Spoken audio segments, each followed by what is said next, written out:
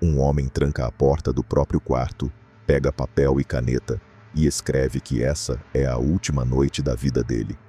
Ele não fala de dívidas, nem de doença. Ele fala de uma coisa que viu subir do fundo do oceano. Uma coisa grande o bastante para abraçar uma pedra do tamanho de um prédio. E ele jura que essa coisa sabe exatamente onde ele mora. Voltamos a 1917.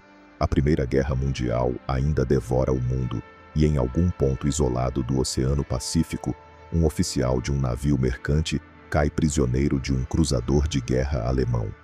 Ele não é maltratado, apenas mantido sob vigia, junto com o resto da tripulação, como qualquer prisioneiro de guerra no mar. Os dias se arrastam devagar, e a rotina dos captores é folgada o bastante para abrir uma brecha. 5 dias depois da captura, aproveitando esse descuido, ele consegue o que parecia impossível. Escapa sozinho, num bote pequeno, com um pouco de comida e água, remando para a escuridão sem bússola e sem mapa, guiado só pelas estrelas e por um palpite de que está, de alguma forma, ao sul do Equador. Ele acha que está fugindo do perigo. Na verdade, está remando direto para dentro dele. Não é um aventureiro, nunca foi. É só um homem de escritório e convés, acostumado a rotas conhecidas, cargas catalogadas, mapas confiáveis. Nada na vida dele o preparou para o que está por vir. Os primeiros dias à deriva são só isso. Dias.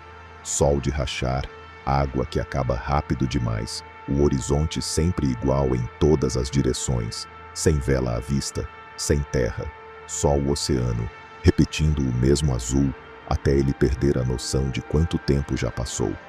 A sede chega antes do medo. O cansaço chega antes do sono. E é justamente no sono que tudo muda. Ele não sabe dizer quanto tempo dormiu, só que, quando abre os olhos, alguma coisa está errada. O barco não balança mais. Não existe mais o som de água batendo no casco. No lugar do mar, agora existe uma extensão infinita de lama negra e viscosa, esticando-se até onde a vista alcança, e o barco está encalhado bem no meio dela. Ele tenta se explicar aquilo com lógica. Um terremoto submarino, uma erupção que empurrou parte do leito oceânico para cima. Milhões de anos de escuridão, expostos de repente ao céu aberto. A explicação até faz sentido. O que não faz sentido é o silêncio.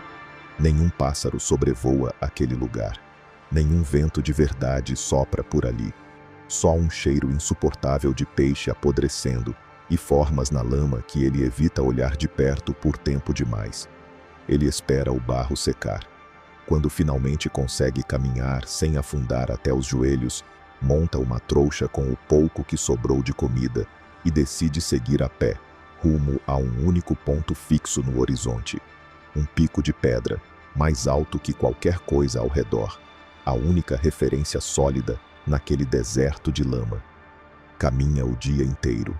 Acampa. No dia seguinte caminha de novo. E o pico continua parecendo tão distante quanto antes, como se recuasse na mesma proporção em que ele avança. Naquele deserto de lama, o tempo perde referência. Não existe amanhecer nem entardecer de verdade.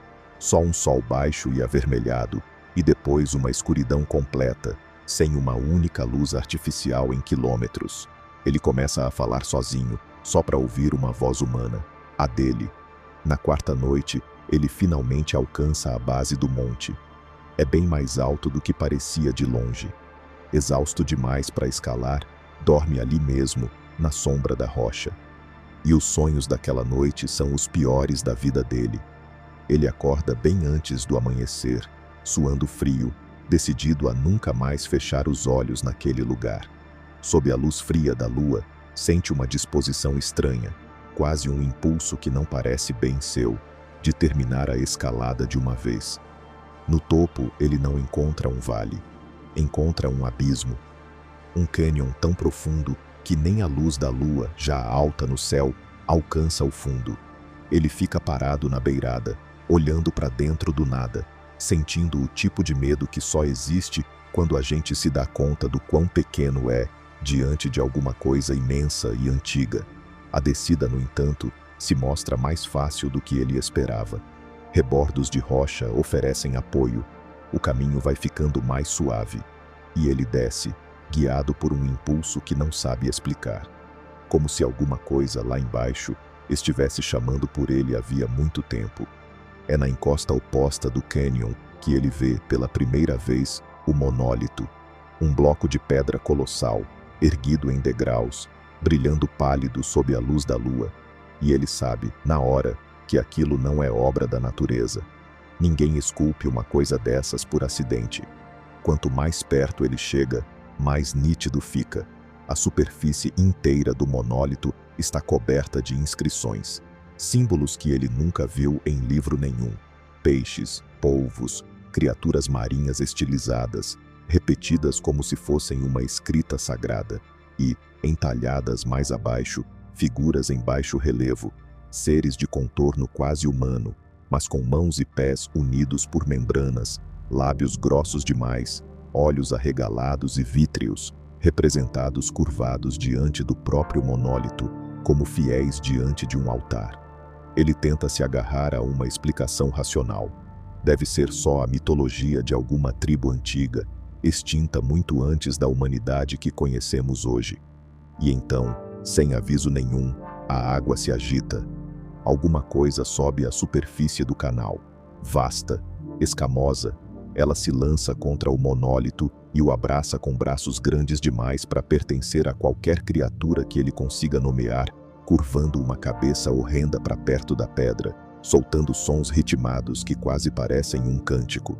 Naquele instante, ele entende uma coisa com absoluta clareza. Aquilo não é um deus imaginado por ninguém. Aquilo é real. E está bem vivo. Do que acontece depois, ele guarda muito pouco. Lembra de correr, de gritar ou talvez cantar. Ele mesmo não tem certeza. Lembra de alcançar o bote encalhado, de uma tempestade chegando logo em seguida, do trovão engolindo qualquer outro som que pudesse existir naquela noite.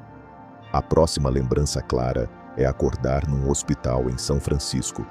Um navio norte-americano o resgatou à deriva, em alto mar, dias depois.